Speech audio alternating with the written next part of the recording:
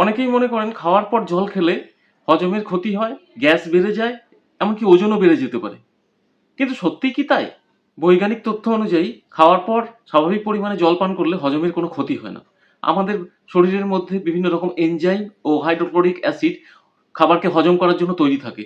সেক্ষেত্রে খাবার খাওয়ার পর স্বাভাবিক পরিমাণ জল খেলে খাবারটা নরম হয় এবং খাবারটা পাকস্থলী থেকে আমাদের ইন্টেস্টাইনে যেতে সুবিধা হয়। যদি আপনার খাবার অতিরিক্ত ঝাল, শুকনো বা আঁশযুক্ত হয়, সেক্ষেত্রে অল্প পরিমাণ জল পান আপনার হজমকে সাহায্য করতে পারে। তবে অতিরিক্ত পরিমাণ জল পান করলে কিছু মানুষের ক্ষেত্রে পেট ভারী লাগতে পারে এবং অস্বস্তি বোধ হয়। যাদের অ্যাসিড রিফ্লাক্স বা খাওয়ার পরে গলায় টক জল চলে আসে, যেটাকে বৈজ্ঞানিক ভাষায় GERD বলা হয়, তো সেটা যাদের আছে তাদের কিন্তু একবারে অতিরিক্ত জল পান করলে উপসর্গ আরও বাড়তে পারে।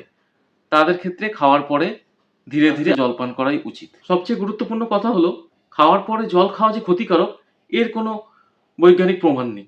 আপনার যদি জল তৃষ্ণা পায়, আপনি পরিমিত পরিমাণে জল খান এবং সারাদিন পর্যাপ্ত পরিমাণে জল খাওয়ার অভ্যাস করে তুলুন। ধন্যবাদ।